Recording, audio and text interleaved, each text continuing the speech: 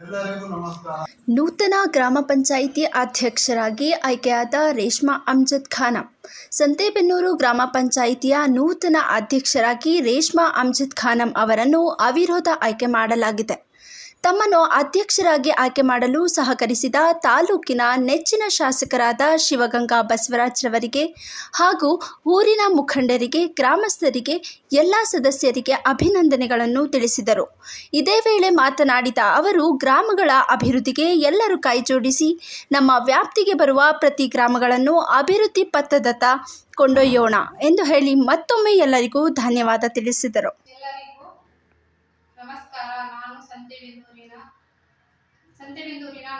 ನೂತನ ಗ್ರಾಮ ಪಂಚಾಯತಿ ಅಧ್ಯಕ್ಷ ರೇಷ್ಮಾ ಅಮ್ಜದ್ ಖಾನ್ ಈ ಅಭಿವೃದ್ಧಿ ಆಯ್ಕೆ ಸಹಕರಿಸಿದ ತಾಲೂಕಿನ ನೆಚ್ಚಿನ ಶಾಸಕರಾಗಿ ಆದಂತಹ ಶಿವಗಂಗಾ ಬಸವರಾಜಣ್ಣನವರಿಗೆ ಹಾಗೂ ಊರಿನ ಮುಖಂಡರಿಗೆ, ಎಲ್ಲ ಸದಸ್ಯರಿಗೆ ಧನ್ಯವಾದಗಳು ಹೇಳಲು ಬಯಸುತ್ತೇನೆ. ಹಾಗೂ ಊರಿನ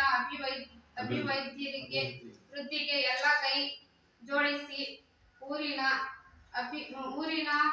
ಅಭಿವೃದ್ಧಿಗೆ ಕಡೆ ಕಂಡು ಹೋಗೋಣ. ಎಲ್ಲರಿಗೆ ಮತ್ತೊಮ್ಮೆ ಧನ್ಯವಾದಗಳನ್ನು ಹೇಳುತ್ತೇನೆ.